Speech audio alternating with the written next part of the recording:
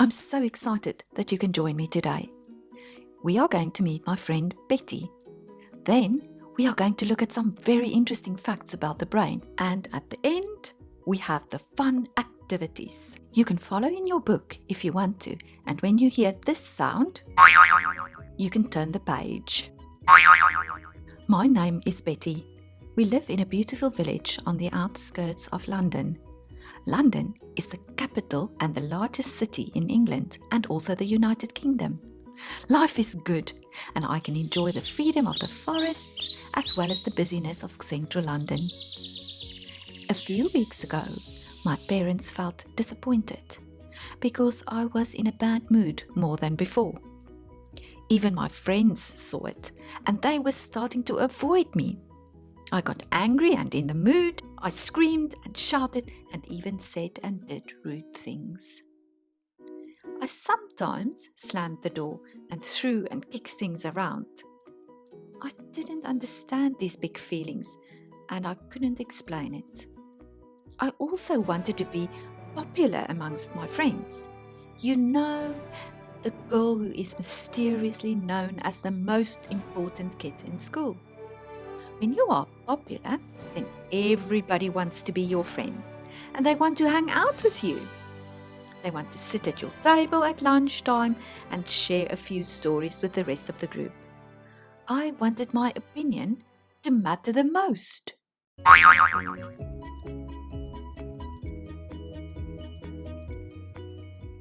am cute, with long brown hair, blue eyes, and I can make people laugh. But I need to work hard to get good grades. I like maths and science, but I'm not very good at writing essays. I exercise 2 or 3 times a week and I play piano on Saturdays. My mum works at the school. She's a teacher. I have a sister. She's older than me. I do like my sister, but I don't always want to do the things she wants to do when we spend time together. I don't have the best drama skills yet, but I want to be the number 1 actress in our school. That's my main aim at this stage of my life. I spent quality time with my dad, and I'm really proud of him because he works long hours for us to have a house and a decent car. He works at the bank and he travels by bus to get to his office. He likes to look at fast cars and often takes me to the theatre to see the best shows. You could say that everything is just perfect. Nothing can go wrong, and it is a very safe place. One morning, when I arrived at school, a new girl walked through the doors of our classroom. The girl introduced herself in a very stuck-up way. Her laughter was really annoying, and she made herself known by her loud voice. The teacher liked this girl from the start. She couldn't be more helpful to her. I think I felt jealous, if I had to be honest. Everyone in the class suddenly started trying to impress her. I felt like there was a massive big fire on the verge of exploding in my head, and it was going to make me lose my thinking cap. I went up to her and introduced myself with a very unkind introduction. Hi, do you know who I am? The new girl then took 2 steps forward and with a smelly breath in my face said, I don't care who you are. With that, the new girl turned her back on me and walked straight towards the other girls in our class and said, Hi, want to come to my play date over the weekend? The girls giggled and couldn't wait for her to finish before saying, Yes, yes, and of course, yes. At that moment, I realized that the fire had exploded in my head. My thinking cap was off into space. I started screaming and shouting at anyone and everyone. It was at that moment that a very good friend of mine, Sophie, walked over to me and asked me if I would join her. She wanted to show me something. I was annoyed with her, But nobody else was coming to help, so I went with her. Sophie took me to one of the classrooms where she was popping balloons on strings, and I joined in. It sounded like thunder, and there was nothing left of something so beautiful and colourful as those balloons once they were popped. I popped balloons until it was just a bit too much for me, and I had to stop. She said, "This is how people feel when you get angry and moody. If you shout at people, they don't want to be your friend. The popped balloon cannot be mended again. Likewise, if you get angry and you hurt someone, it is not always possible to mend friendships. You have to think before you speak." Suddenly, everything made sense, and I understood what had happened to me. I lost my thinking cap.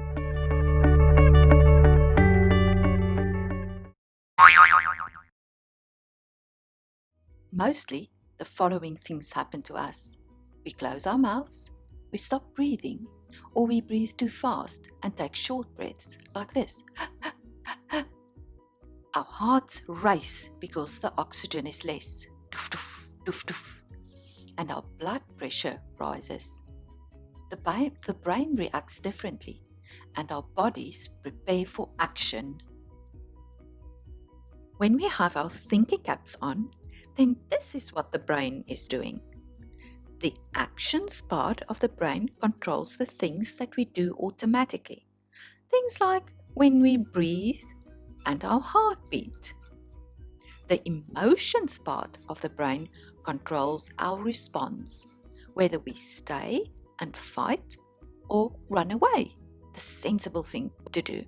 The thinking part of the brain helps us to solve problems. With our thinking cap safely on our head, we are able to solve problems.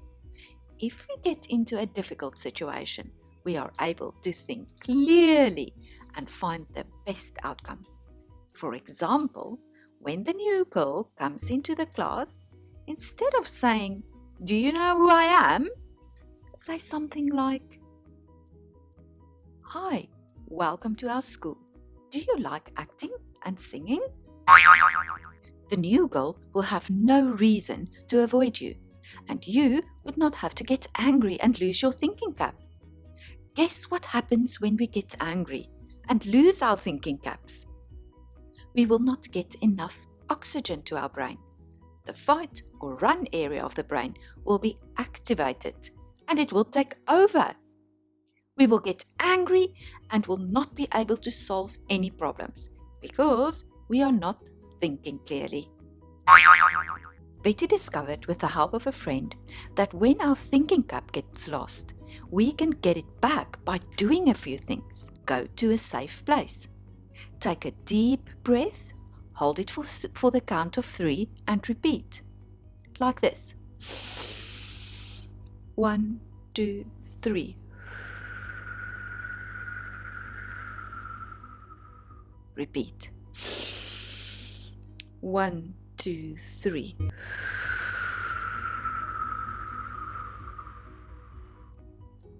Do the breathing technique until your heartbeat slows down.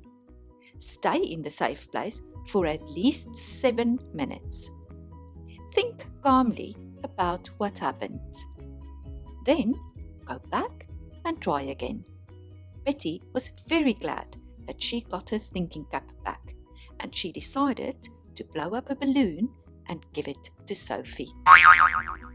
She wanted her to be her friend again, and Sophie loved the gesture. She agreed to be her friend. Betty's wishes came true, and now she is the popular girl because she shared her story with her friends. And now the fun part. Let's do the moodletics. It stands for Mood Athletics. Let us do some mood athletics. Which situation make you lose your thinking cap? Tick the ones you choose. Someone teases you. Does that make you lose your thinking cap? Or someone breaks your stuff? Someone is better than you in a game? Or someone doesn't want to be your friend? Someone bumps into you. That surely makes me lose my thinking cap. Or someone bosses you around, like a brother or a sister. Moodletics number 2. What colors would you use on your mood gauge? Color the labels for peaceful, calm, upset, annoyed, and furious with your own choice of color. I wonder what color I would use for annoyed. Moodletics number 3. Where do you feel the anger in your body when you do get angry or moody? Tick the ones you choose. Is it in your head? Is it in your chest? In your belly? In your legs and arms? Or anywhere else? Example, a fire in your head, a volcano in your tummy, a hot potato in your mouth, or a blaze in your heart. Moodletics number 4. Make your own anger gauge or mood gauge and keep it in a safe place. Whenever you get angry, you can use your gauge. And this is how it's going to work. You will go to a safe place. So I want you to make a poster of a safe place. Put the poster in the safe place. Take deep breaths, like we practiced. In through your nose. Hold for 3 counts. 1, 2, 3. Blow it out. How old are you? If you are 7, I want you to press the minute button on the little timer 7 times.